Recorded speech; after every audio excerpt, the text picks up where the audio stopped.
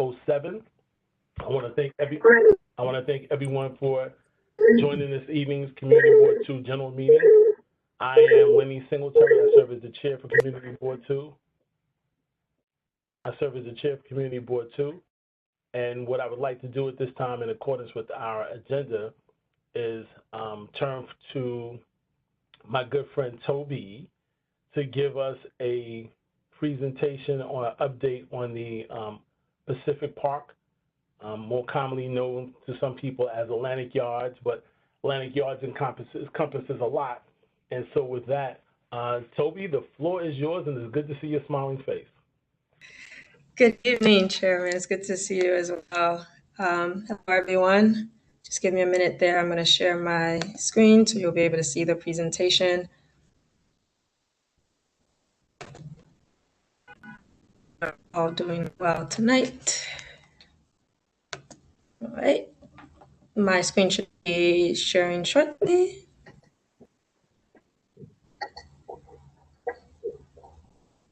All right. Is everyone able to see the presentation?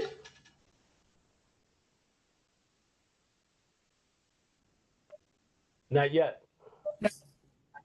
Oh, okay. There might be a delay on my end. Then just give me another second.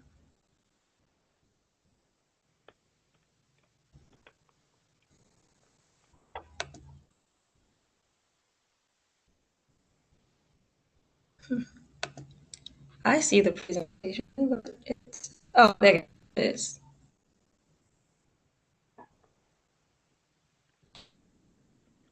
Just to dot the I's and cross the T's, have we confirmed that you have the capability as co-host or host able to in order to share your screen? The presentation should be up now. Is everyone able to see it? Yeah, now it's starting to come up. It's starting to share now. Awesome. Now we can see it. Awesome. Well, good evening, everyone. It's a pleasure to be before you tonight. I hope you and yours are doing well in these very interesting times that we're living in. As Chair Singletary mentioned, my name is Tobi Jaiyesimi. I serve as the AYCDC Director and Project Director for ESD, Empire State Development, which is the Governor's Economic Development Agency on the state level. Tonight, I'm joined by my colleague in this development project, Scott Solish, who's representing Greenland, USA. You'll be hearing from Scott a little bit later after I finish the introductory portions of this presentation. So ESD, Empire State Development, is responsible for the oversight and monitoring of the development of the Atlantic Yards project. While members of the board may be familiar with projects that go through the ULURP process, the Uniform Land Use Review process, Atlantic Yards has something that we, easily call it as the GPPs, the General Project Plan. The General Project Plan is adopted by the ESD Board of Directors after a full public review process and the finalizing of environmental impact statements. Is a map of the project. Atlantic Yards is generally bound and known to start at the intersection of Atlantic and Flatbush, where you'll find the Barclays Center. On the Barclays Arena Plaza is what we know as B1. There's the ability to build a building there, but the plaza has come on to take a life of its own. And so this is where B1 is planned to be on the general project plan. This is Site 5, which encompasses the PC Richards and the Modell's location. And then just navigating around the map, we have here 461 Dean, which is open and occupied, known as B2. 38 6th Avenue, known as B3, which is open and occupied.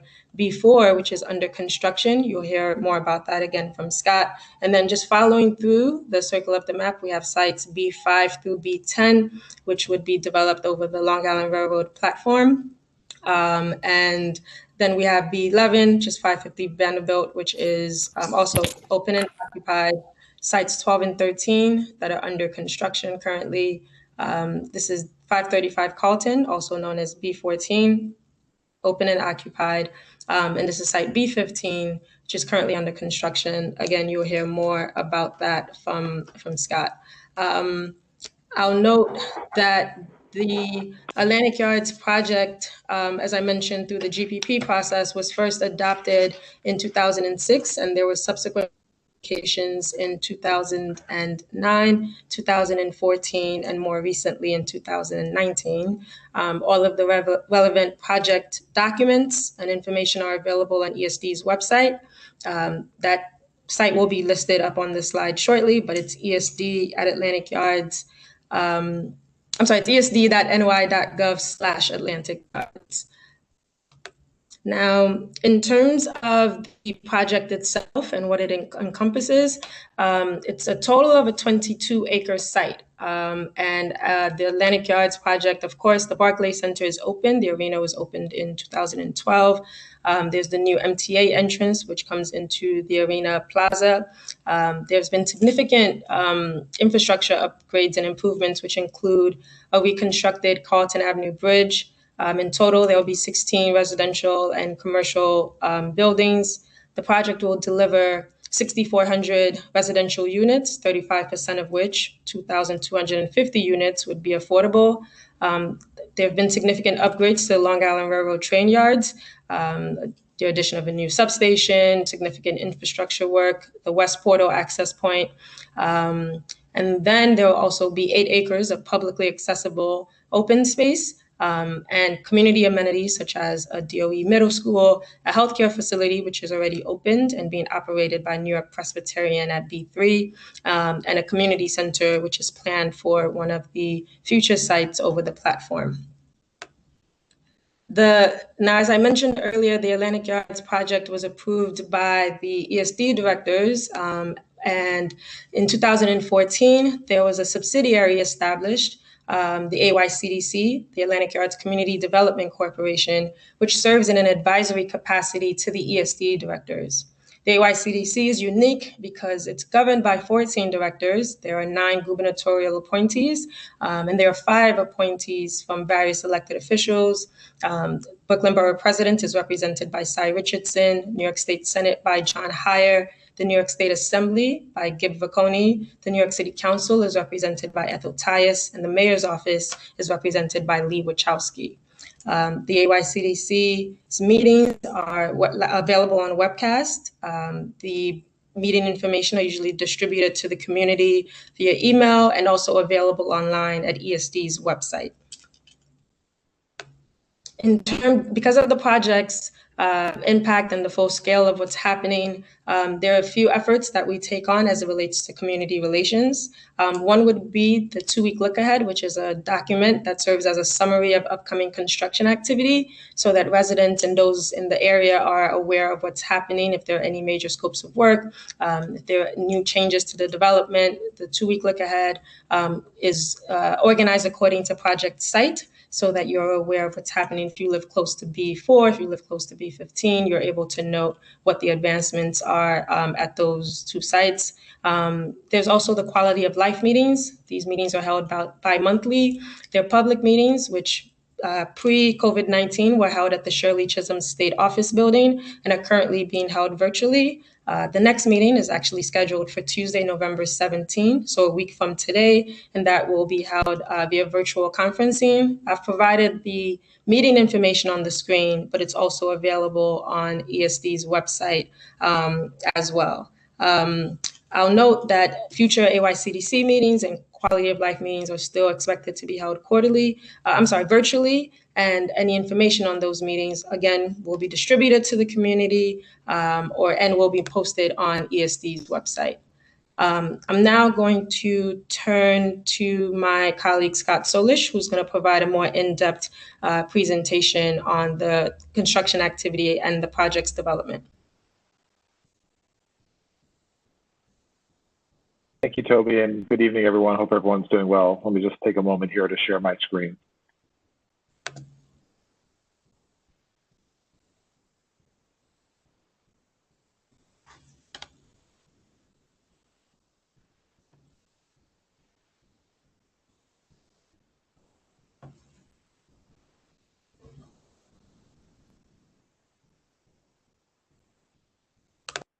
Great. I hope everyone can see the presentation. Yes. Great. Okay. So thank you, everyone. Thanks for having us tonight. Hope everyone is well, and glad to be with you virtually here. This is a picture recently taken of Pacific Park, Atlantic Yards, looking from Vanderbilt towards the west. Below, you can see 535 Carlton, as Toby said, was B14, the building we first broke ground on in 2014, as well as the completed rail yard, the Carlton Avenue Bridge, and the projects that are currently under construction. And sorry, let me introduce myself. My name is Scott Solish. I'm the Executive Vice President of Development for Greenland USA. I'm here on behalf of the joint venture that's developing the project, Greenland Forest City Partners. And I'm here to give you an update on everything that is currently happening at the project. So as Toby said, there are currently 4 completed buildings, 550 Vanderbilt, 535 Carlton, 38 6th Avenue, and 461 Dean Street, the Barclays Center, and there are currently 4 buildings under construction.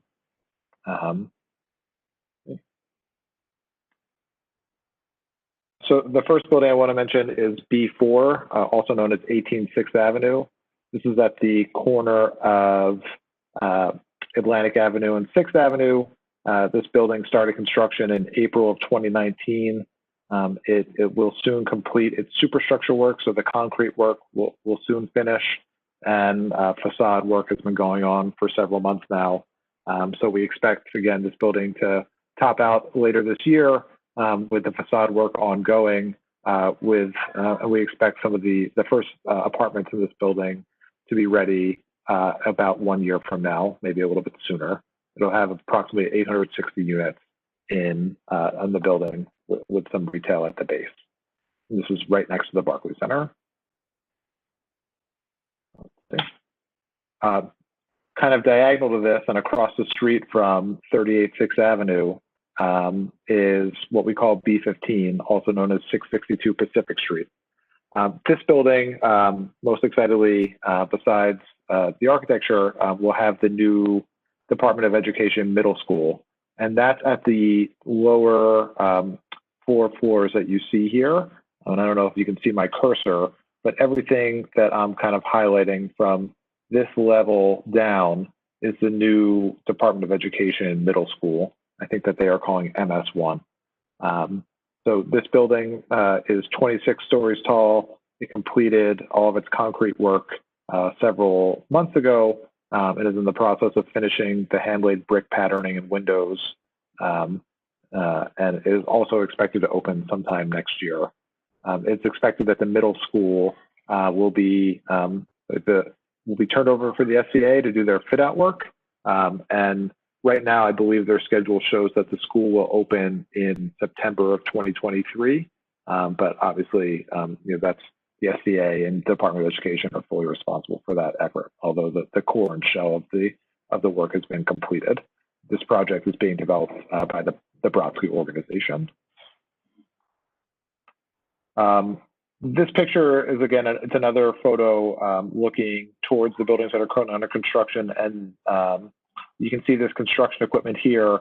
I'll get to that in a second. That's for B12 and B13, but I also wanted to highlight what you see here is an empty rail yard, but that's one of the key components of this project was the construction of a brand new storage and maintenance facility for the Long Island Railroad. So it's got new modern infrastructure, new substation, new offices, new servicing equipment, new lighting. And so these 7 tracks were turned over to the Long Island Railroad in 2019. We've been going through all of the ongoing punch list work to close this out, but we're glad that all this work has been completed and the railroad is now fully in control of this project. So another great milestone here. As I mentioned, right now they're just working on the excavation. This is in between 550 Vanderbilt B11 and 535 Carlton B14. This is B12 and B13. These are 2 projects that are being developed by TF Cornerstone as part of the overall project. So they broke ground on these in the summer of 2020. and work will be going on for the next approximately 24 to 30 months. I don't have the exact schedule right now, but these are 2 rental buildings as well being built. In addition, they will also be building open space that will link the current courtyards that are open next to 550 Vanderbilt and 535 Carlton and complete the first major section of the open space. That's another key component of this project. Additionally, while we've been working on the construction, we've also been planning for the future platform buildings. You may have seen or may not have seen the first building that will be developed as part of the on the platform will be the B5 project. So we are currently in the design and approval process with this, with both for the platform of the Long Island Railroad and for the vertical buildings with the Department of Buildings. So the first one up is B5, which I'm moving my cursor over here. It'll be directly across from B4, which I showed the pictures of, and that's currently under construction. And then we'll continue moving from west to east down Atlantic Avenue towards Vanderbilt. So this is a rendering of what the block may look like. We're also in pre-planning phases for B6 and B7. So while there's while there are completed buildings that are filled with Brooklynites, we're also currently in the construction of 4 projects and in the pre-development phases of the next 3 projects. So there's been a lot of activity going on, even through this horrible pandemic that we're all dealing with. But there's still a lot of construction activity happening at the site right now, as well as planning work happening in the office. There were some questions that we received in advance, so I just wanted to go through some of the metrics of where we stand as a project right now. In terms of completed housing of what's at the project right now, there's approximately 1,300 apartments that have been completed, actually 1,282. Of those that have been completed to date, 61% of those are affordable units, rent-regulated apartments, and the other 39% are market. So B2, 461 Dean Street is 50% market and 50% affordable. B3, 535 Carlton, B3, 38 6th Avenue and 535 Carlton are 100% affordable projects. And 550 Vanderbilt is a market rate condominium. So 61% of the units completed to date are affordable. Another question was, of those units that were that are affordable, what was the AMI distribution? So the B3 and B14 were built in partnership with New York City Housing Development Corporation and City Community Capital using a bond financing program. So this graph shows that 32% of the units that have been completed to date of the affordable units of those 782, so 32% of them are 60% AMI or below. A small sliver, 10%, are in the 100% AMI range, and the balance are between 100 and 165% AMI. Of the projects under construction, you'll see that this would bring, once we're completed these projects, adding what's finished to date, as well as the projects under construction, we will be, of the total projects that are completed, that means that we will then, the ratio will change from what I showed you before of 61% affordable down to 57% affordable, 43% affordable, and 57% being market. And just to see, there was another question about, well, how do those AMI units break down among unit sizes? And this is what's already being completed working with HDC. So you can see here, like for 38 6th Avenue, there were 14 units in the 40% AMI range, and about 1/3 of them, or a little bit more than 1/3 of them, were 2-bedroom and 3-bedroom.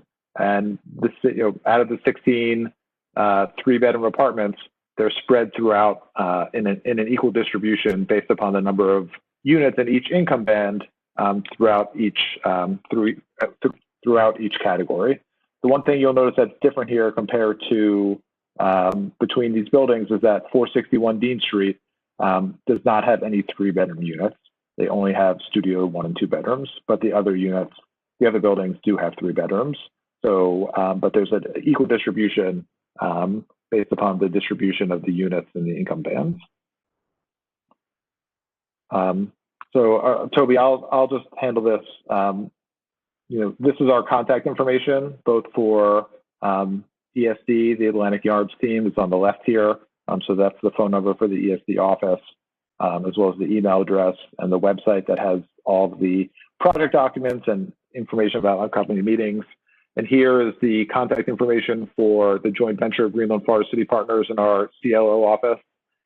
So there's both an email address and a phone number. And we receive, anytime you have a question about ongoing work or upcoming work, then you can feel free to call that number or send an email, and we will respond as soon as possible. There is an office for the CLO that's at 550 Vanderbilt, B11, but it's been closed for the most part since this whole thing started. So most people have been working from home. So we, for the time being, we are relying exclusively on the phone and email, but are trying to respond as soon as we get any inquiries or questions. So that is the presentation portion of the project. We can leave this up or take it down, but thank you for having us, and happy to answer any questions you may have. So Scott, I want to thank you and Toby for this presentation. It was very informative and detailed. Generally appreciate this.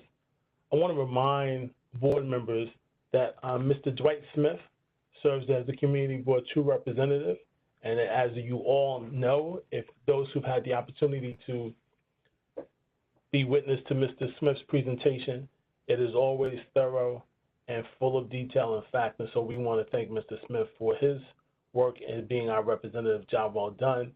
And so with that, as customary to our meetings, I'd like to ask if any Community Board 2 board members, if you have any questions for the presentation or for the presenters. And so let's do this. I'm going to take a little risk tonight. I'm not going to normally go through. Normally, we would ask the district manager to facilitate calling names by having people go through the chat. But I'm feeling a little risky tonight, so I'm going to ask individuals to ask their questions. Just unmute yourself, ask your question. When you're done, so we can manage the background noise, if you wouldn't mind, go back on mute. Thank you. Is there any update on what's happening at the PC Richards site? Who is that asking the question? Sid Meyer. Hey, Sid, thank you. One more thing. If you would, introduce yourself so I can get familiar with the voice. Thank you, Sid. Hi, Sid. Your background looks great. I wish that I was on a beach or a tropical destination as well. That of course, is virtual, right? Yeah, no, I know. I'm of the travel constraints. So the PC Richards and the Model site, which I presented as Site 5, ESD about a year ago had filed condemnation papers with the courts to move ahead with condemning that site. The ESD is the state agency that has the ability to exercise condemnation powers, and we also have the ability to override zoning, for those who may not be aware. And so we filed those papers in the courts about a year ago. Currently, there's a separate litigation between PC Richards and Forest City, which has to do with a matter not related to ESD or with Greenland USA. And ESD's condemnation proceedings have been stayed until there's resolution to the court litigation between Forest City, PC Richards and Forest City. That answers your question. Mr. Singletary, a question. It's Jessica. Sure. Hi, my name is Jessica Thurston. We hear a lot about the need for more 3-bedroom affordable units or 3-bedroom units in general. So what can we, I just sort of want to raise that issue, but also what can we do for the remaining units that have not been designed or built to advocate for more of that in this planning process? Sure, I can have Scott speak to this, but it's the process is through the relevant public entities that fund the development of the affordable housing. And also HPD plays a key role in the affordable housing lottery process. I think the question, Thank you, Jessica, for the question, and thank you, Toby. I think the comment is, we've heard the comment and the need, and we always try and accommodate it. Pacific Park is different from other projects given the general project plan, and the conflicts of the zoning through the design guidelines. And so we're always looking to figure out ways to deliver larger units within the confines of the project. And we continue to look for opportunities to do so, because even through the lease up, I mean, we saw the demand there. So, you know, as a business practice, we look to try and design things that meet the demand. So, you know, we're going to try and do that to the greatest extent we can. Okay, thank you. It's Hazra Ali. Is it possible to make this a copy of this presentation available to the board so we can all get a copy of it? Yeah, we sent a copy of the presentation to the district manager. I'm not sure what the process is for distributing the materials, but it's available with the board, and I'm happy to resend it if that's the request. Okay. So Toby, thank you for sending the presentation. We'll take care of distributing it, so that'll answer Hazra's question. Thank you. Ciro Scala here. Good evening. I had a question about the fact that since you're in the process of also building, are you making any provisions for climate changes that have occurred since you started the project? Certain things like renewables or solar or things like that. Have you begun to look at that? Thank you for that question. Our project requires that we try to achieve LEED Silver. And so right now that is our target, and we're always trying to find things that are both energy efficient and as green as possible through the DOB that you know, sometimes the DOB code hasn't caught up to best practices, or new practices. So, but we're always striving for LEED Silver. And actually, Toby and I were just talking about the state's new greenhouse gas reduction plan that includes buildings, as well as the city's new greenhouse gas and energy codes that are going to impact all buildings, both new and old. So everything is trending in that direction anyway. And so we're going to continue to try and, you know, achieve best practices and achieve the, especially in those topics, that it's smart development.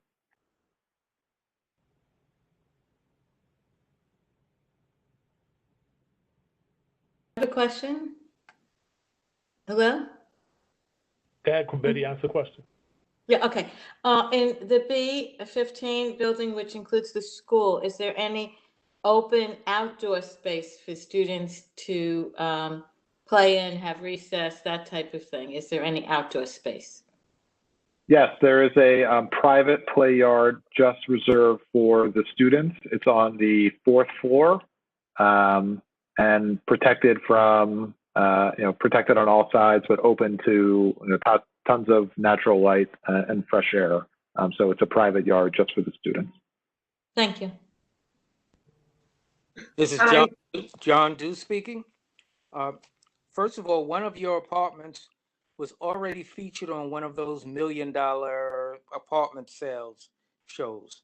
So that's already a sign of success in 550 on your top floor. My question though is, you mentioned the substation. Is Pacific Park totally electric supplied from an independent plant, or are you part of the what we know as Con Ed grid? That's a great question, and I should have been more clear in my presentation. So the buildings are on the Con Edison grid. You know, each building in New York City, when it's constructed, basically pays for a new vault and a new transformer that they bring in, and then Con Ed provides power through the overall citywide and regional grid. What we did as part of the construction of the Long Island Railroad's new yard was install a new substation that provides upgraded power for the Long Island Railroad's operations. So they have their own substation within the yard. They've been running off of a very old substation going back decades, as well as some temporary power in these kind of mobile power trailers. And so through this project, as part of the creation of the new yard, we installed this new substation that is specifically for the use of the Long Island Railroad to help improve their operations and the reliability of transit for New Yorkers. And can you speak to the affordable housing occupancy to date? And how do you determine who wins the lottery? Is there a community preference for Community District 2? So it's been a while since the lottery's finished. All of the buildings were run through an HDC lottery process. There was community preference because Pacific Park touches so many community boards, both on what side of the project you're talking about. The community preference was spread throughout multiple community boards, but the lottery was done, overseen by HDC, and the affordable units are fully occupied, and they have been for a long time. So even through the last 6 months, our occupancy has remained extremely stable. So we're very excited about the community we have in the buildings. It would be helpful if you could provide those statistics to the community board office, Mr. Perry, so that we could and we just want a general sense of the figures that you have described earlier and the types of folk that are being able to access those units. Ms. Morales, you had a question? Yes. Hello, my name is Maisha Morales. So I understand you already have the AMI set when it comes to developing, or I don't know, correct me if I'm wrong. Is there any opportunity to, given the state of homelessness, especially with so many people that have, how COVID has affected the economy, any opportunity to lower the AMI so we can have deeper affordability? We talk about affordable housing. It's affordable for who? And we need to focus more on giving opportunities to low income housing. So my first question is there room for that? Are you looking into that? The second question is, as far as local hiring for the permanent jobs within the development, are you working with any of the kind of job assistance organizations in the community? So I'll answer the second question first. Thank you for both questions, Maisha. I hope I said that right. Yes. So in terms of local hiring, right now with all of the buildings are staffed by 32BJ workers, so we rely on 32BJ and their hiring outreach. And so we're always looking for qualified people to come and work in any of the buildings for the building service staff. And we're proud to be to work with 32BJ and all the projects. In terms of the AMIs, obviously we understand the need. As a Brooklyn resident myself, I totally understand the need, and we're always in conversations with the city and state agencies, the affordable housing agencies, regarding opportunities to work together to finance these projects to try and get the right mix of AMIs to get units to places where they're needed most, especially in a public-private project such as this. I mean, obviously, I think we all read the news that these last 6 or 8 months have devastated our city and state budgets, and with the state of the federal government as it is, it's been a challenge, but that doesn't mean that that's a final answer. It just means that we're going to continue to work over the coming months to try and meet the goals and meet the demands of the neighborhood and the community. Thank you. Mr. Singletary, I had a question, if I may, Brandon Smith. Sure, Brandon. Thank you very much for your presentation. I just had a question about the market rate housing and the condominiums that you're offering. Are any of these condominiums sold on an all cash basis, meaning without a mortgage attached to it? And if they are, is there any method or practice that you engage in to identify who the people are buying the condominiums or where they got the money from? Yeah. So the condominiums have been for the most part, are sold. There are a few left. I think maybe one that was on $1 Million Listing that comes with hiring one of the people from the show as your lead broker. So I don't have all of the information. I'm sure that out of the 278 units, there were some that were done with all cash, but there's still banks and title companies involved. But I don't have any specific answers about how many or if any, but the buyers or the buyers' backgrounds. Okay, just to clarify, so I understand you don't have any details about how many there are, but you don't do any additional steps to identify who the buyers are. Is that what you're saying with respect to those? I think if the buyer is qualified and works through all of the process that's laid out by the Attorney General of New York that oversees condominium offering plans, then it will pass any condominium developments in the city's requirements. I don't have any specific answers for you though. I'm sorry. Thank you. Thank you. Thank you. Listen, again, thank you both to you, Scott and Toby, for the presentation. This was very helpful. I believe it's answered for many of us some questions that were either not clear or had a certain amount of ambiguity, or in some cases we just weren't aware of. So thank you for that. As always, you don't have to come back to us through invitation. If there's a need and there are updates that are happening and that you feel are material, just call the board office. We'll be happy to give you the platform again. The collaboration is always best when it's proactive because it allows us to get information together. But I will say, once again, Mr. Smith is doing a fantastic job as our representative in providing us with the information. So thank you both. Happy holidays, and have a great evening. Thank you, Lenny. Thank you for having us. Information has been shared in the chat, so if folks have follow-up questions, please don't hesitate to reach out to us, atlanticyards@esd.ny.gov or communityliaison@pacificparkbrooklyn.com. Thank you. And thank you very much for having me, and I hope everyone has a happy and safe holidays with their families. Thank you. Likewise. Thank you. Happy Veterans Day to those out there. Thank you. So moving on with our agenda, I'll entertain an approval of the agenda, barring there aren't any additions. So someone can raise their hand or yell out. Moved. So moved.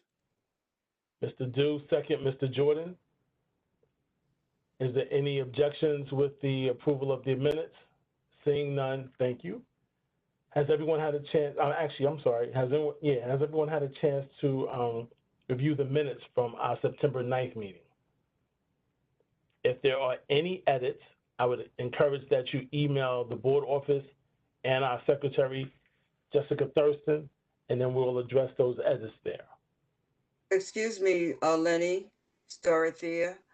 There was one thing in the minutes I just wanted to point out, and Juliet's last name became Thompson Manning. So I think somebody can take care of that. She's not Juliet Thompson Manning? She's not your sister? No, I don't think so. We'll make that correction. I don't want to send that to the office. I think that's easy enough to take care of right away. Yeah, no. We don't need to go through 23andMe to fix that. We can fix that. So thank you. Okay. I appreciate that catch. Thank you. Bye. You're welcome.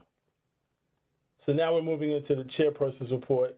I really don't have much of a report this evening. I do want to mention one thing before we move forward.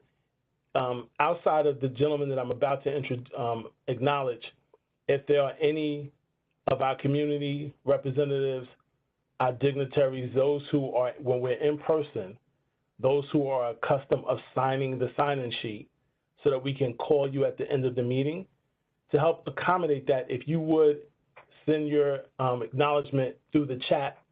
Therefore, the district manager and our colleagues who are on the phone, Carol Ann Church and Teo, whose background, handling all the technology, we can identify who you are, continue to move in a very expeditious manner through the meeting without having any glitches. So anybody who would do that, I appreciate it.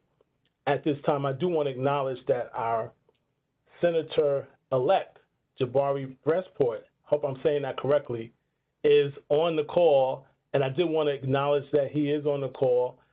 Because you are still the senator-elect, you don't have a dedicated time slot, but I will give you a portion of my community chairperson report if you just wanted to give greetings and have everyone be familiar with your voice. All right, thank you so much, Chairperson. So everyone, I'll be brief since the Chairperson Singletary was so gracious with his time. I'll just take a quick minute. But I wanted to say hi, everybody, introduce myself quick. My name is Jabari Brisport, current middle school teacher in Crown Heights, but starting January, the incoming state senator for the lovely District 25. Pleasure to be here. Thank you all for being on the call. I'm excited to work with y'all, and I hope you all were able to breathe a good sigh of relief after last week. I just want to share a few things real quick. If healthcare is important to you, and you believe we need to rethink about how we do healthcare, I'm doing a town hall next Tuesday night with Assemblywoman-elect Farrah Safran Forrest and some healthcare advocates regarding the New York Health Act. I'm going to drop a link to that in the chat right now.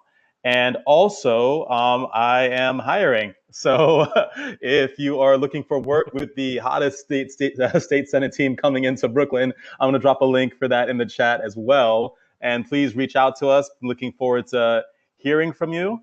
And if you're not interested in the full-time work, but want to, still be part of the team, we are looking for volunteers as well, too. So thank you for your time.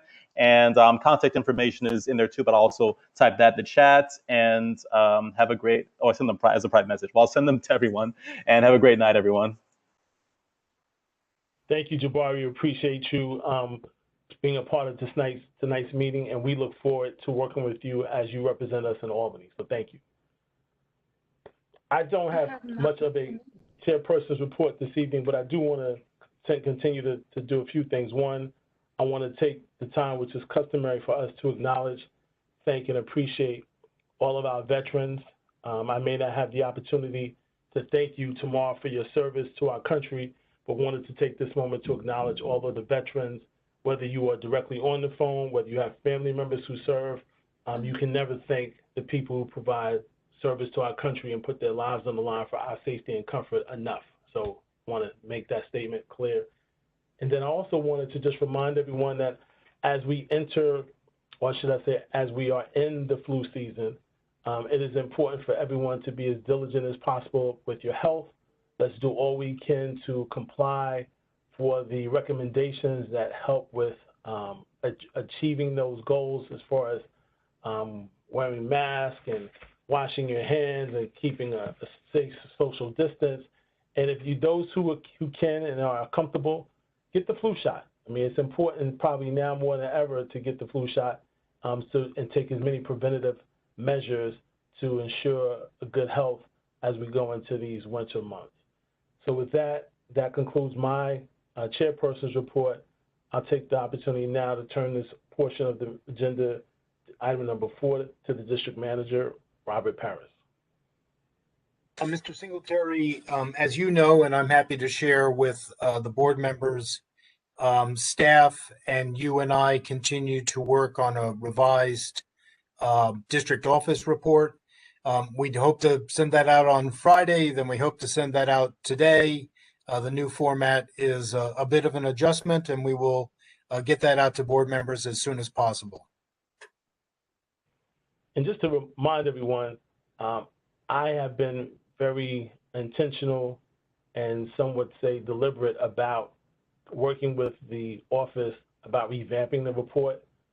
One, so that it would be more encompassing of what everyone in the office is doing, and not so much having everything rest on the shoulders of the district manager, but also a way of giving a better insight for the type of issues, questions, comments, information that comes out of the office that, unless you have the opportunity to sit in the office and witness, sometimes the report doesn't always tell you that.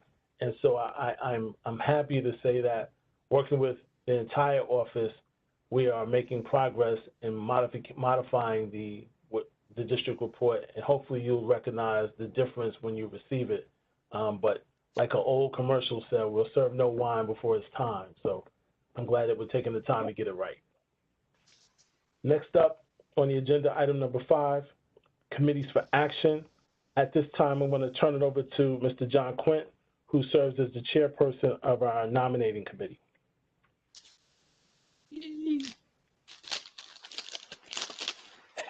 Thank you, Lenny. As all of you know, you received the notice in your board packet, and I remind those new to the process and those who forget from year to year that this is the only time when we have nominations. The nominating committee doesn't make the nominations. We sit to receive the nominations and then to process them and bring them to you.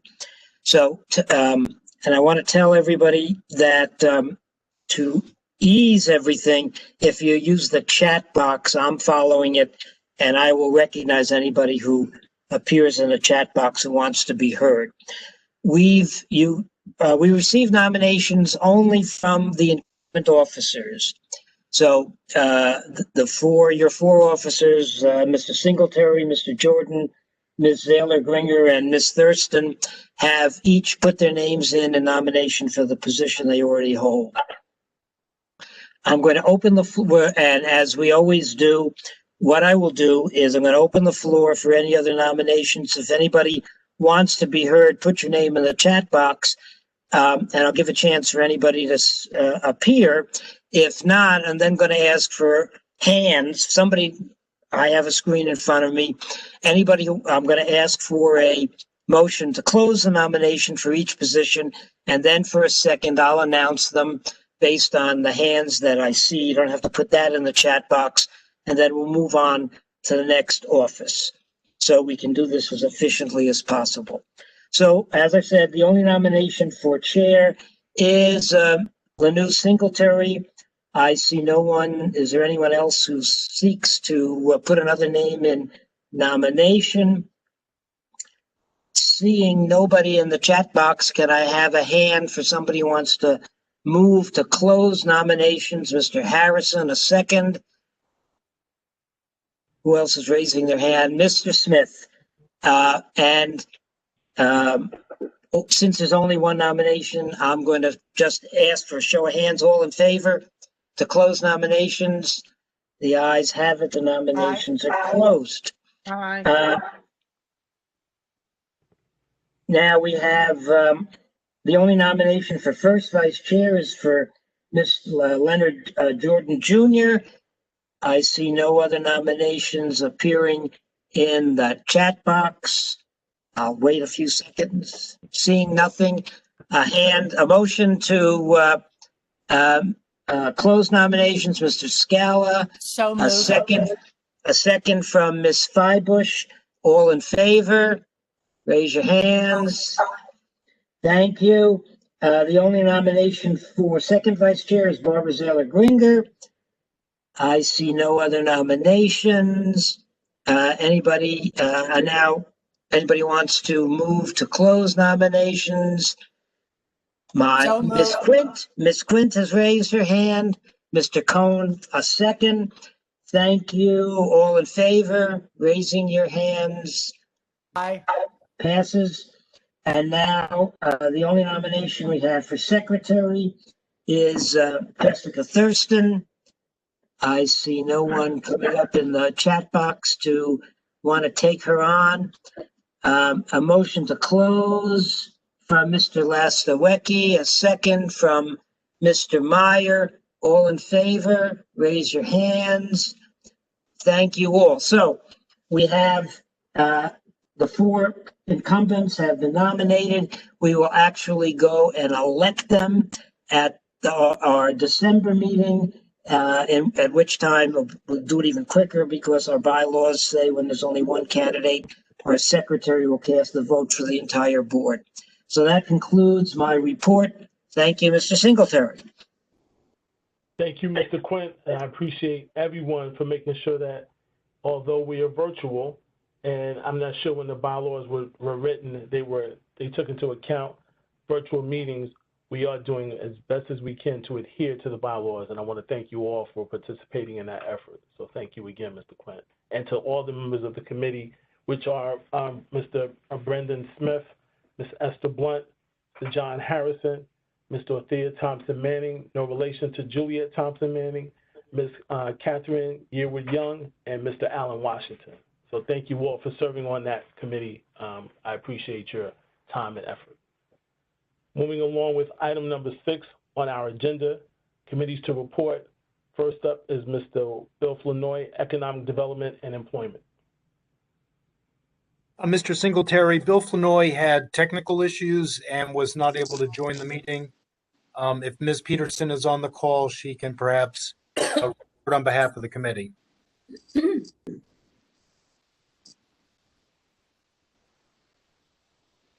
Let the minutes reflect, this is the first time we don't have any voice from the Economic Development Committee. I knew something was strange. I didn't hear from Bill all meeting, so I'll let the committee read into that as you will. So, Mr. Chairman, yes. this is Ms. Peterson. How are you and everyone? I'm well. How are you? I'm glad you can make it. Well, I've been here, but unfortunately, So glad you can make it. Whether you were here at the beginning or not, I'm glad to hear your voice. Are you going to give a report? Yes. Okay. No, well, I don't have one to give because I was excused from the meeting last week, so I apologize for that. And my chair and I haven't gotten the opportunity to talk about exactly what happened, and so my apologies. So we No will problem. defer to the next Not meeting. needed. That's fine. We'll find a way to make sure that we get the report. If when you have a written report, you would give that to the board office, that would be fantastic. Absolutely. Thank you. Thank you. Okay. Next committee to report is Health, Environment, and Social Services. Mr. Brandon Smith. Good evening, everybody. Nice to speak with you again. There's been 2 meetings, I believe, since the last time that we spoke. I will just briefly give an overview about them because we've already been through some discussion at executive and at the committee to a great degree. But our October meeting featured Rosamond Fletcher and some other really excellent staff from the Fort Greene Park Conservancy who spoke about a really dynamic, great program that they're doing in light of all the concerns that have been raised about NYPD responding to mentally disturbed individuals and disastrous results pursuing. They're engaged in a process that where mental health professionals go out into particularly Fort Greene Park. They're sort of launching this as a new program, and they're going to partner together, train professionals to work with, and really not just respond like in emergency settings, but really be there in the park, get to know these people, establish relationships with them, and build sort of a network among them so that in the event that something gets escalated in the future, it can be handled by better trained professionals. And I think it was a really wonderful presentation. We had a good Q&A with those folks, and really look forward to seeing what they're able to do. We had a normal slew of liquor licenses that all got approved at the November meeting, and then we had a long discussion with the Tillery Hotel, who residents had raised concerns about the noise coming out of their second floor beer garden. And our committee has had 5 meetings over the course of 5 years with the Tillery Hotel and the different concerns raised by residents, which are mainly associated with this beer garden. And the hotel had promised not to play music off of the beer garden because it faces directly on this residential neighborhood. But it seems after the COVID-19 restrictions were lifted and they were allowed to go back into business and do some kind of outdoor serving, they really kicked it up with a fair amount of music, and it went against what they had agreed to do with our committee in the past. So over the course of about an hour's discussion with the Tillery and the residents, it came to be the case that despite the residents' concern, Tillery still insisted on going forward with several events that they had booked for the month of October, and our committee voted and agreed to send a letter to the State Liquor Authority notifying them that they were not in compliance with their liquor license. So that was our November meeting. In just last week, it was really a really exceptional meeting, and really hats off to the board staff for arranging this. We had the unique opportunity to have the City Department of Health come in and really do a retrospective on the entire COVID-19 crisis, lessons learned, different ways in which they're trying to reach more at-risk populations, and what we can expect in the future. It was really an incredible conversation. I encourage anybody who's interested in it to go look it up on the YouTube archive. And we had another group of liquor licenses which we approved in large respect. So overall, it was a really great couple of meetings, and again, encourage anybody to go to the YouTube archives and check them out. Thank you, Brandon. I appreciate the report. You guys, you and your team keep doing good work for the community. So thank you, as everyone is doing. But you in particular, you and your meeting, your committee continue to meet and do a lot of work. So thank you. Next committee to report is land use. Chair is Mr. Carlton Gordon. Hello, can everyone hear me? Okay. Yes. Okay, great. Thank you. Right. All right. So last month we met and we approved a Landmark Preservation Commission application for 81 Pierpont Street and 35 Love Lane. It's a joint project on that one for two buildings. Will be combined. The highlight of that is they'll be building a basement swimming pool. Unfortunately, no community board members will be granted access to the pool. Other than that, we'll be meeting next week on the 18th, and we are scheduled to have a ULURP application for 69 Adams Street, the city-owned property there that wants to do some larger work there. And there's also going to be a presentation that's supposed to be scheduled from Department of City Planning for the zoning, it's a lot of words, zoning, coastal resiliency, because we want to try to get essentially prevent what happened at the last hurricanes, which a lot of it, especially was flooding into Dumbo. So they're looking to try to do a coastal resiliency to try to stop when the waters are starting to come up. They'll still have a place to, be able to enjoy the waterfront, but they'll be more resilient from, trying to, let's say, flood us, especially flooding people's properties and basements. While I have you here, someone asked me, came up to me on the street and asked if there is I'm trying to say food stamps office. Someone came up to me off a bus and asked me if there's a food stamps office in our neck of the woods. Does anyone know if that's, I couldn't answer the question. Does anyone know if somebody wants to apply for food stamps, can they, is it done in our area? Or yes, it is. Yes, it is. Okay, great. Do you want to know where?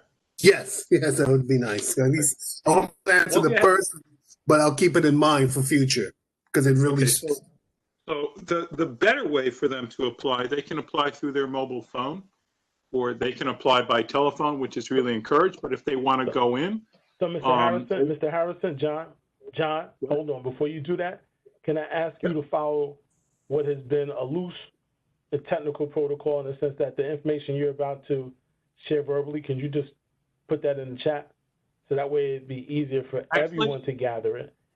I'm unable to do that. I'm unable to do that at this time, Mr. Chair. Okay. So if you look in the chat, Taya, I believe, has listed the site from the city that allows you to get SNAP benefits in the food program page. So Carlton, do you see that? I see 495 Claremont Avenue. That's correct. Correct. Okay, that's all right. And so now that it has been confirmed by Mr. Harrison, you now have the information. All right, now I can keep that in mind the next time somebody comes up to me and asks me, because I somehow get these questions while I'm walking to the subway. But thank you. Yeah, I get it. So in context with the agenda, do you have anything else to report on? No, that was it. Okay, thank you. Thank you. Moving along, Parks and Recreation, Ms. Barbara Zala-Gringer. Thank you, Mr. Chair. Good evening. I want to start and end this presentation with a major thank you to Taya Mueller. And I can't tell you how excited I am. I'll tell you in a couple of minutes, because right before this meeting started, I went online and got some incredible information, and it's all thanks to Taya. Anyway, Taya, let me give credit to Taya. She put together this lovely presentation. We want to invite everyone to come to our meeting. Our next meeting is next Monday, the 16th. I'll get to it in a minute. And existing board members, if you're looking for a second committee to join, please come, and we'd love to have you. I find that even if you're not fascinated by parks, once you get involved, you understand how wonderful they are and how important they are to our city and to life here. I'm showing this screen in case you haven't walked past the municipal building lately. It has been renamed in honor of Justice Ruth Bader Ginsburg. We had discussed this at our meeting in September, which took place only a few days after she died. So this is a wonderful development. It's been 2 years in the making, but I just wanted to share that information with my committee and any members who didn't know that yet. So I wanted to talk briefly about our meeting on that took place on September 21st. We highlighted Photoville. The exhibit is still on to the end of November 29th, until November 29th, the end of the month. If you haven't had a chance to look at it, it's all outdoors. It's perfect for COVID times. The photographs are fabulous. You can find them in Brooklyn Bridge Park. Here you see under the Brooklyn Bridge, and also in Dumbo. They're really fascinating. They also, you're probably familiar with Photoville. They also work with Fort Greene Park to do the Community Heroes, and they're also offering online programming. At our meeting, we also had a presentation on Golconda Skate Park. If you've never been over there, it's between, it's the intersection of Nassau and Gold Streets under the BQE. It's a great place for people to skateboard. Some of us have visited it, and they have a sort of a friends group that looks after the place. They're very good about taking care of it. As a result of our discussion with them, we have put into our district statement of needs a request for winterizing their bathrooms. It's one park that is used all year round. So if you haven't been over there, you might want to, and you're interested in skateboarding, you might want to go over there. At our last meeting on October 19th, we had a presentation from Playground NYC, which is a nonprofit group that operates child-directed adventure play yards where children can modify and create their own environments. They're very much, as you can see in this picture, they encourage kids to not to be scared, but to take advantage of what they have and to try new things. Their lead project, you might say, is the yard at Governor's Island. They've operated that for 4 years, and they're very proud of that.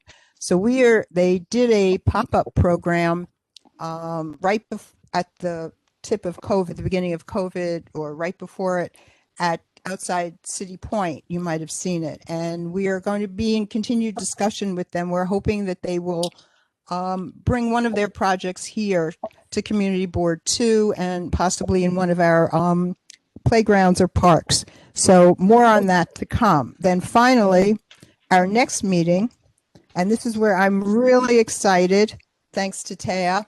As you can see, we're honored to have the Capital Budget Director from the Brooklyn Borough President's Office, Candace Julian, and we're all coming prepared with questions for her to see how the capital funding impacts on our on our city parks. Now, the really exciting part is I can now say, thanks to Taya, you can go to Community Board 2's website.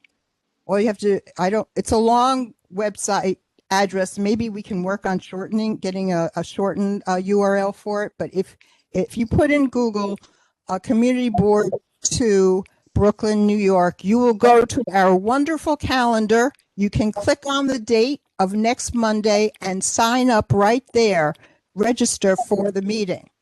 That is fabulous. So thank you, Taya. And I'm done.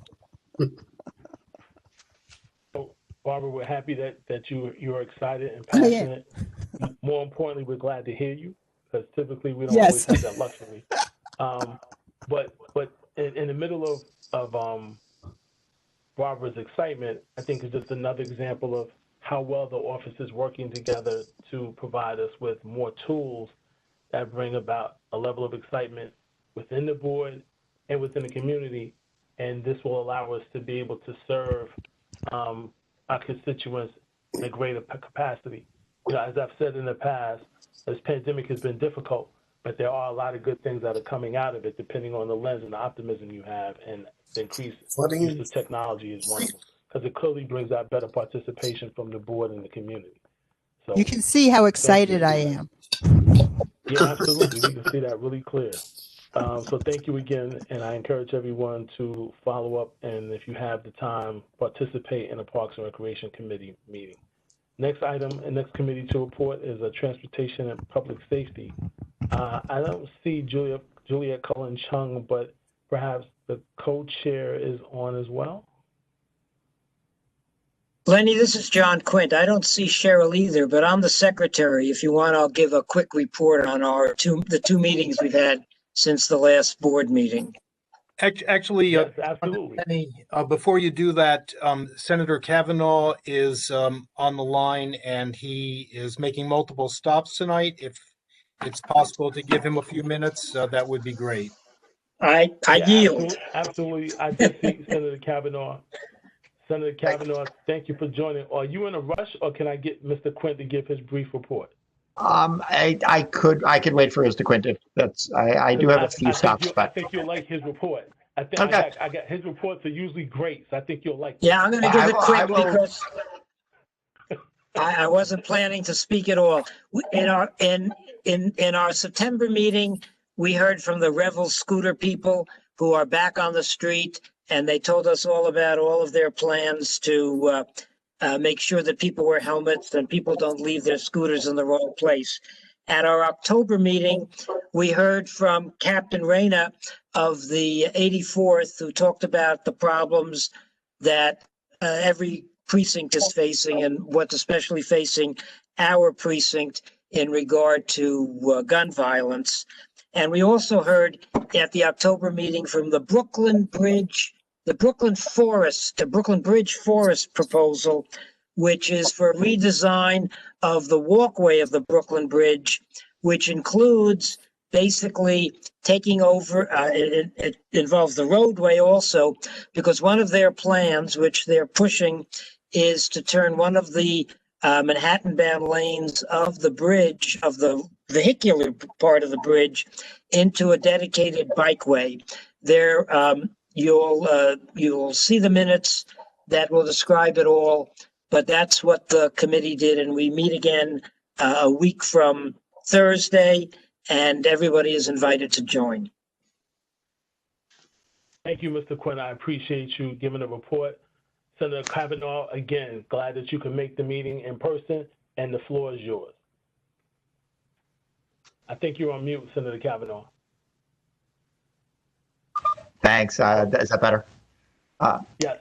Thank you. It's great to be with all of you, and that was indeed a great report. Well worth waiting for. So I'm going to just a few brief updates. I just to begin by thanking all of you for convening tonight and for all the work you do to keep our communities informed and connected, even in spite of difficult challenges, and for the opportunity to speak with you briefly. So just a few updates. First of all, as the housing chair, I've spoken with you about this before, but very focused on the housing aspects of the COVID-19 crisis. We really are trying to make sure that this public health and financial crisis doesn't become a homelessness and eviction crisis. So we have pushed very hard for a moratorium on evictions to remain in place. That we called for that almost immediately when the crisis descended on us. And it's been extended in various ways by a combination of gubernatorial executive orders, courts. It is no longer a blanket moratorium on evictions. There is some processing of eviction cases that is permitted to happen, but tenants still have lots of rights, including extended periods to respond to the cases. But people should, tenants should understand that the courts are now functioning at least, slowly. And so they should be, if they're getting notices from their landlords, they should neither assume that the landlord is correct, that they can be pushed out, nor that they can simply ignore it because of the moratorium. We passed a piece of legislation called the Tenant Safe Harbor Act, which says that rent arrears that are caused by COVID because of a hardship cannot be the basis for an eviction now or ever. The governor has extended that through an executive order to include arrears that predate the COVID pandemic. So there's a lot going on there. It's unfortunately not as easy to summarize as I would like it to be, because what I would like it to be is to say a blanket no eviction moratorium in place. And we have legislation that would do just that. There are a couple of bills, including one that I sponsor and one that my colleague Zellner Myrie sponsors, that would statutorily create a comprehensive moratorium. We will continue to work on that and continue to urge the governor to give tenants the strongest protections possible during the public health crisis. At the same time, we still are working on our effort to cover the cost of rent, to cover the cost of this long term. That is going to require substantial input, financial assistance from the federal government. I think I've talked about this here before, but we have been pushing for $100 billion from the federal government nationally to cover rent. New York might get as much as $10 billion of that. That's our ask. And that should allow us to pay the rent of all the tenants statewide who have been unable to cover their rent because of financial hardship. Obviously, if this crisis continues, that number may grow. But we are hoping that the next round of stimulus will include that. Similarly, we're still pushing for what we call the Recovery Lease Act, which is intended for commercial residents. The state would authorize a program that would have the city foregoing restructuring property taxes and reducing those in exchange for an understanding between property owners and commercial tenants that they get a long-term affordable lease in place that restructures any arrears and also provides long-term stability for our small businesses that are so critical to our community. I know this is a nonpartisan setting. I will say that, in my view, last week's election results gives us a White House that I think is going to be more attuned to the needs of localities, and hopefully, if not soon, at some point, we will get real relief for our government agencies, our government budgets, and also for tenant protections and other critical needs. Just a few other items. We are still working on a couple of bills related to the BQE, including a bill to allow the city to effectively enforce overweight truck restrictions. They are a real reason why the BQE is in as bad shape as it is, and we think we could extend the life by having effective enforcement there. And the goal is to create an enforcement program that does not require stopping the traffic and taking the truck off the road, but allows sensors in the road to actually, they're called weigh-in motion systems, and they allow enforcement. That needs to be authorized by the state. I've been working with Joanne Simon on that, and hopefully passing that when we're back in session. And obviously the city of New York and the city DOT is a big part of that effort as well. Some good news, Verrazano split tolling is finally going into place. The Verrazano has been the subject of a huge one-way double toll that causes lots and lots of trucks and cars, even large freight operations, to divert traffic up the BQE and ultimately across Manhattan. And it was been a very long-standing effort to get federal legislation passed and then the MTA to implement it. They've announced that it will take effect on December 1st, and that should reduce traffic congestion and air pollution for our communities and really have a net benefit for the whole metropolitan area. So that's a little bit of good news. I think our press conference announcing it was going to happen was pre-COVID, so it's been a while, but we're happy to see that happening. Just a word. I'm sure you've talked about this a little bit tonight, but COVID numbers are going up. They are obviously out of control still in much of the country. They are going up to quite significant rates in neighboring states, and New York is now hitting rolling 7 days average that are real concerns. We also have some so-called red zones where there are clusters with very high rates of positive testing. None of those are in my district. I don't think any of them are in the CB2 area. But we do all need to continue to just do our part to make sure that, especially as it gets colder, we're not gathering indoors in large groups. People are wearing masks and we're doing all the things necessary to try to do what we can to keep our rates down so we can continue to try to get some kind of a normalcy and recovery going. And obviously some good news on vaccines at the national level recently. So hopefully we'll get greater and surer relief soon. I think I'll stop there. I know you have a busy agenda and lots to talk about, but I'm happy to take questions if people have them. Again, thank you, Senator Kavanagh, for taking the time to update us and brief us on the things that are happening throughout the state. And again, thank you for your leadership. We greatly appreciate you. Same here. Thank you. Lenny, this is Carlton. I just wanted to underline what the senator said. As a former housing court person, any non-payment or any actions that were brought against a tenant, they still have to answer it, even during any kind of stopping of actual evictions.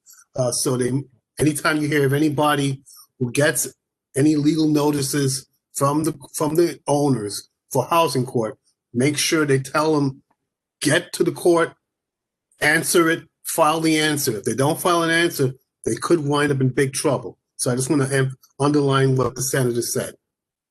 Yeah, why don't I add also that the city is also running legal assistant hotlines, and they are waiving some of the normal requirements for that kind of for at least general advice about what's going on, the normal kind of income requirements and others. So the tenant hotlines are supposed to be available for everybody to get advice if tenants are getting notices as well. But thank you for underlining that. Yes, thank you. Thank you both, and Carlton, thank you for amplifying that point. Next item on the agenda, Youth Education and Culture Affairs Committee, Ms. Betty Fibers.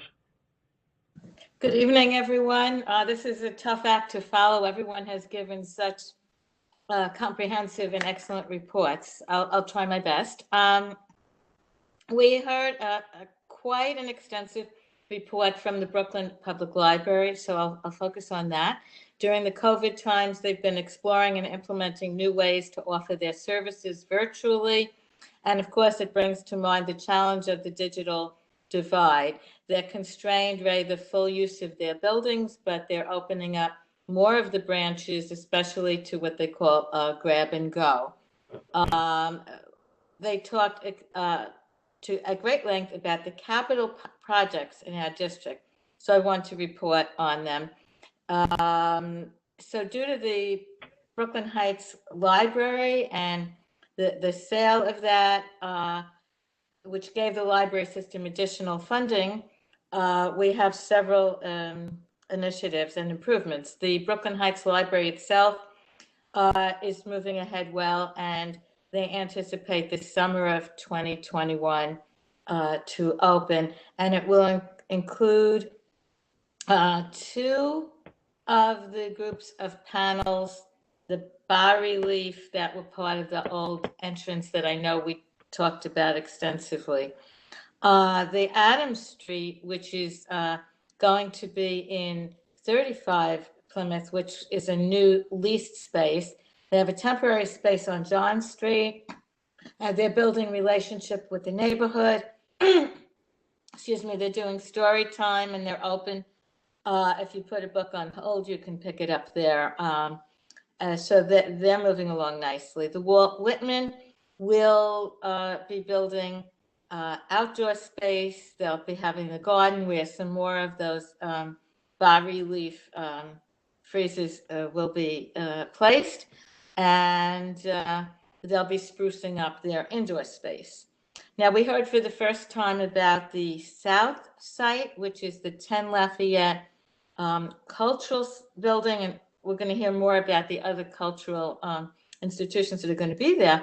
But the library is going to have a 2,700 square feet facility, which will be a Brooklyn Public Library with Wi-Fi, a small collection, and they will have a special focus on arts and culture. So that will be a very exciting addition to our cultural community. And finally, in a very exciting way, the library joined the Brooklyn Historic Society. So they're incorporated together now as the Center for Brooklyn History on Pierpont Street. So they can leverage the collection of the Brooklyn Historic Society as well as the Brooklyn collection in the Central Branch, which will be moved to Pierpont, I believe, and use that for research into, the neighborhoods and communities and history of our borough. Because of the COVID, they had to close the Remsen Street temporary branch. I don't know if you call it a branch, but it was a temporary site. I guess because of ventilation, or you couldn't have people sitting there and there wasn't really a lobby.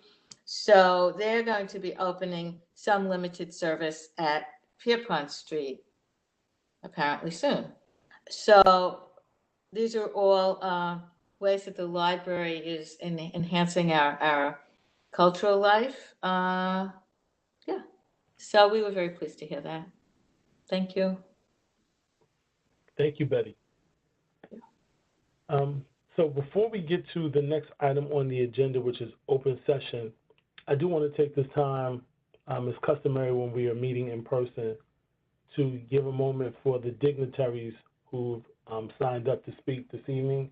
And at this time, I'm going to call on our Carol Ann Church to call the names of the dignitaries.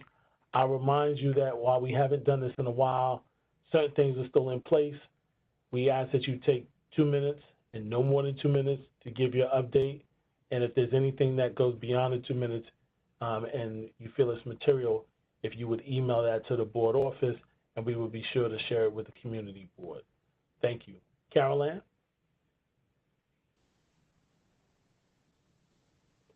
Carol Ann, you're on mute.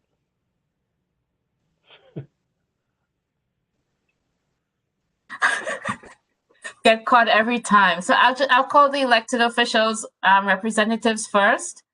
We have Edward Cerna from the mayor's office, to be followed by Nan Blackshear from the borough president's office. Good evening, everyone. Edward Cerna here, Mayor's Office of Community Affairs. Happy to see everyone. Some of the items that I was going to touch on, other folks have mentioned already, such as the announcement the administration made today for the creation of the mental health teams. Beginning in February 2021, the city will launch these mental health teams that will be in partnership with NYPD and the Department of Health. And it will be the first time in our history where, trained mental health professionals will be the first to respond to calls for folks that need help, as opposed to I don't know if I'm getting a little bit of feedback. Okay. And just to give some quick stats, last year over 170,000 mental health calls were made to 911, and the majority of them were for people who just needed help. So, we've been going through a lot of trauma, both experienced and felt, and we do have a hotline, 888 New York City Well. So if folks, want some mental health services, they can certainly call that and receive it. I want to quickly say that the Department of Health also launched a new updated data page that has data that's more up to date, and it's updated quicker and by zip code. So I would encourage folks to go there. There's a test and trace hotline that has resource navigators that can connect folks to food, to your nearest testing sites, to even hotel space if folks need to successfully quarantine. That number is 212-268-4319 or 212-COVID-19. Lastly, I just want to remind folks that, have children, parents, that there is an opt-in period for folks that were, fully remote, but now want to switch to blending in-person learning. The window is quickly closing. It's only through November 15th. So if folks want to, decide that they want to send their children to in-person learning, they can go online and fill out a survey where they can certainly do that. I just wanted to say that some parents did express concern that it was going to be only one period and it was so soon. But at the where we're at currently, it's to provide stability to DOE and to both teachers and students and to appropriately assign resources. So yeah, would encourage folks that want to take advantage of that to do so. And then hopefully, given the situation, we have to revisit the conversation, we will. Happy to take any questions. Other than that, happy holidays, everyone.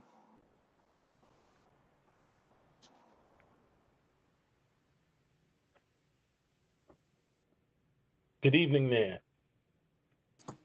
Good evening, everyone. Can you hear me? Yes. Hello. Hi. I was having some technical difficulties, so please forgive my device being on twice, as the district manager just sent me a text. I just wanted to say to everyone, thank you so much for all of your condolences. I'm still receiving them. I really appreciate the outpouring from Community Board too. So I just want to say thank you once again. Also from Borough Hall, today was very busy. We just celebrated Brooklyn COVID Heroes. We had a ceremony on the steps of Borough Hall and in the plaza where we recognized Brooklynites from all walks of life who have gone above and beyond during the pandemic. Among the honorees was Dr. Anthony Fauci, who was born and raised in Bensonhurst, Brooklyn, and as everyone knows, serves as the director of the National Institute of Allergy and Infectious Diseases. Dr. Fauci appeared to us to receive his citation, which was mailed to him earlier, to deliver remarks during the ceremony virtually. So we had 2 TVs set up out on the plaza so that everyone could hear from Dr. Fauci and the thanks that he had for receiving the award, and basically said to everyone, just look out, we're coming close to a vaccine, so everyone please be patient. So that was wonderful. Just remind everyone that there are a series of events going on in Borough Hall. For the veterans, we are having a summons, how to respond to summonses for New York City enforcement agencies.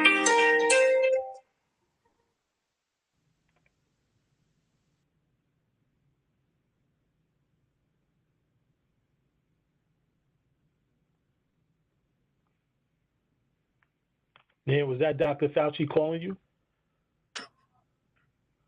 Nan, you have to unmute. Nan, are you still with us, or are you talking to Dr. Fauci? Okay, there you go. I was dying laughing, actually. So, just real quick, I don't know whether you heard about the announcement I made about the veterans. Yes. No. Okay, good. And then the last announcement will be about how we're calling all civic homeowners and tenant associations together on November 18th also, but at 1 p.m., where the homeowners can learn about property taxes and benefits that's available to condo owners and co-holders, and also how to find out about the history of your water charges, and also to find out about rent freeze for those that are tenants. So there's a lot going on. Please go to our website, www.brooklyn-usa.org. to find out how you can access Zoom so you can be a part of it. Thank you, everyone. And have not only a wonderful Veterans Day, but have a fabulous Thanksgiving celebration such that we could have. Thank you, Nan. We appreciate your report as always. Have a wonderful holiday, and know that you continue to have the support of us even as we go into this holiday season. So thank you. Next, we have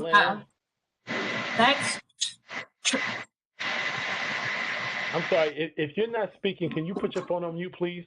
The background noise sometimes makes it difficult for us to hear whoever is speaking.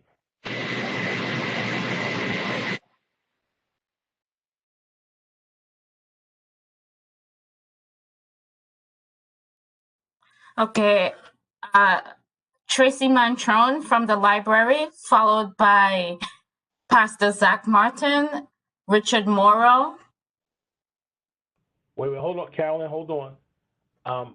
Pastor Zach would be someone who would speak during open session. I'm still trying to get through dignitaries. Do we have any other dignitaries? I know we have the library.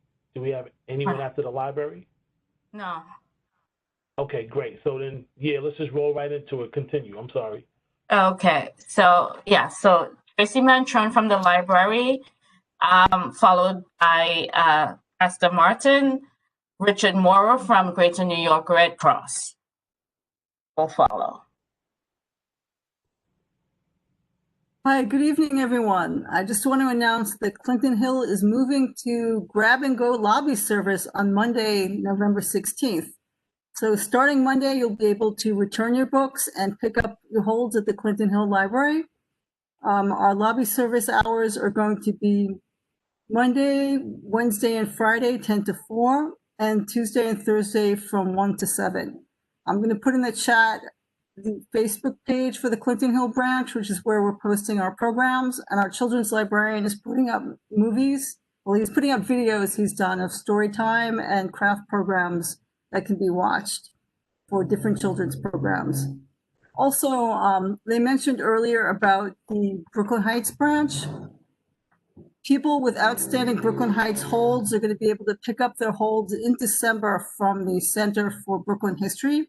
They're going to be sending out emails and more information about that. So if your holds were at Brooklyn Heights, you'll be able to pick them up if all goes well in December. And we're looking forward to seeing you at Clinton Hill on Monday. Thank you. Thank you, Tracy.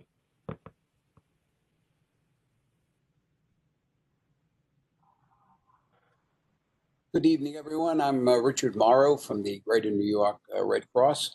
Thank you for having me here. It's a little difficult for me. I'm not used to it, but at any rate, be that as it may, I just want to report in that the Red Cross, we talked about COVID-19, we talked about this whole disaster, but when you really think about it, the Red Cross was right there working with, feeding, helping the people who are helping the people with coronavirus. So in a way, we were sort of the backup to the people who were in the front lines. And I was amazed by that. I'm only in this organization now for about a year, taking a lot of training, but I was just totally amazed at these are volunteers. Volunteers. All right, so what happens? Right now, across the United States, the Red Cross is working on average about 60 different disasters. We recruit people from all over the United States to go to these areas to work with volunteers. We go there, we do. So right now in the United States, 65 emergency situations where the Red Cross has to step in. In the Greater New York area, this week alone, we dealt with and assisted 107 adults and 19 children in 55 different local disasters. 55 of them, that's how many people. On average, every day, we respond to 6 to 9 emergencies, local emergencies, helping people with financial assistance, housing, mental health situations. At any rate, I don't want to keep going on and on. I'm excited about it because I'm learning, and I think it's a great opportunity. What I wanted to suggest was we have since this coronavirus has sort of added to this virtual programming, and we have a citizens preparedness core training program. And it's 45 minutes, and we want to get it out. So I took the course. It's not a course. I mean, it's just a lecture. It's give you some great ideas, things you just may have never thought of come out of it. And what I'd like to suggest is that at one of your meetings, if you can give us 45 minutes, we'd love to present that and train as many people as came to the meeting as possible. So with that, I want to say good night. Stay healthy. Stay safe. And it's good to see people active and working in the community like this, and know that there are people out there who are volunteers like yourself who are on the streets and helping people in need. So good night and thank you. So Richard, thank you for that presentation. What I would suggest is that you contact the board office, let them know your desire to want to present, and in this order, you should present to the Health, Environment, and Social Services Committee if you've not already done so. And then from there, we can set aside some time to have you give a presentation to schedule permits at one of our general body meetings. But simply put, just email the board office, let them know your desire to want to present, and then they will walk you through the steps to get you on the committee agenda. Wonderful. That'll be great. But I won't be presenting it. We have special trained people that it's just an amazing organization with amazing people. But once they have the trainers, at any rate, yes. I'll defer to your judgment. I'll defer to your judgment as to who presents. But yes, that's your invitation. Be sure to take me up on it. All right. I'm doing it. Thank you very much. All right. Thank you. All right. Great. Who's next, Caroline? Sorry, Zach Martin. And I see a representative from the Brooklyn Navy Yard, but they didn't indicate they wanted to speak. Ethan Mulligan. So Zach Martin, and if Egan Mulligan wants to speak. Good evening, everyone. Just grateful for the opportunity to share a little bit of what's happening at our church. So just let everyone know that our church continues to serve those who find themselves in places of need. Monday, Tuesday, and Friday, we do hot meals from 9 to 10. We're doing showers from 9 to noon on Mondays, a mobile shower unit outside of our space. So if you or someone you know needs help with any of that, you can also support the work by checking out our Amazon wish list to provide towels, toiletry kits, and other items that we use to support our folks through the community shower. We also are in need of winter coats. So in partnership with a number of organizations, we're trying to get winter coats for our folks. Again, we're serving somewhere between 200 and 300 folks a week with the food services. So we're trying to get a collection of coats. So if you don't have a spot to drop it off, please don't hesitate to drop it off to our church at any point during the week. We're also doing a curbside Thanksgiving, the day of Thanksgiving from 11 to 1. Our goal is to serve 300 curbside Thanksgiving meals. And so again, if you don't have somewhere to be, we'd love to have you. But if you know someone who needs a meal that day, we're looking particularly, we have lots of volunteers, but we're looking particularly for pies. So if you want to bake a pie and provide this, as we aim to serve, again, more than 300 folks every year, through this curbside Thanksgiving meal. You can bake a pie and drop it off at our location at any point before Thanksgiving. We freeze the pies and have them prepared.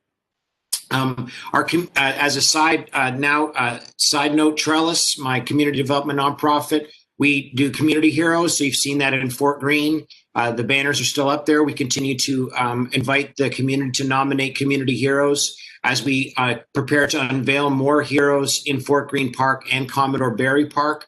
I'll put the information in the chat box on how you can do that. And then lastly, just to make sure you're aware that our organization also runs a youth mentor program, and we're running a virtual fundraiser to provide stipend opportunities for youth in the community to make sure they can be paid for community service opportunities. So again, I'll put that information in the chat box. I'm really grateful for each of you and the opportunity to be a part of this community board. Thank you, Pastor Zach. We appreciate all the work that you do for the community. Keep it up. You do a great job. Thank you.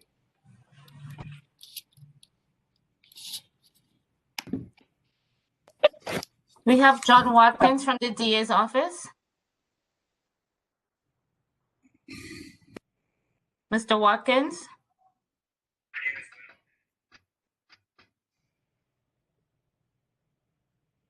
So Carolyn, let's go back to Ethan to see if he has anything to say from the Brooklyn Navy Yard.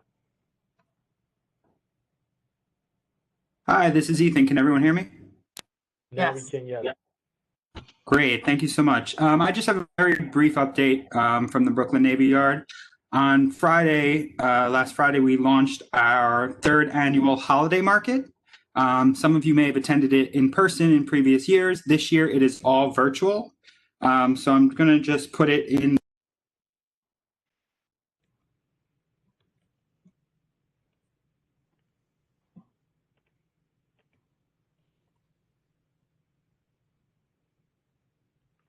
Ethan, somehow you went back on mute.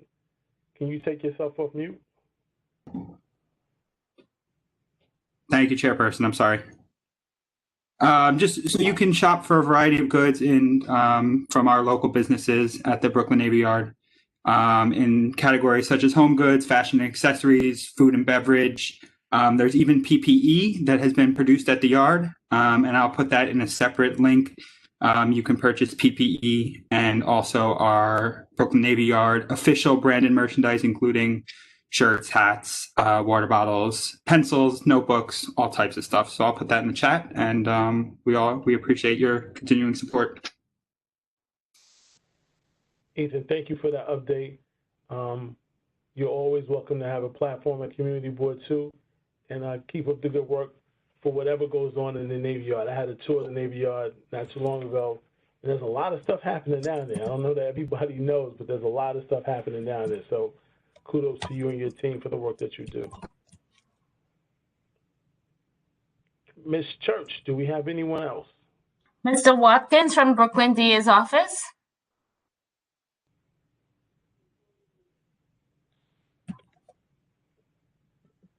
Is he the last name you have, Caroline? Yes, it is. Okay, so perhaps he may be having technical difficulties. Let's move on to agenda item number 8. Is there any other business?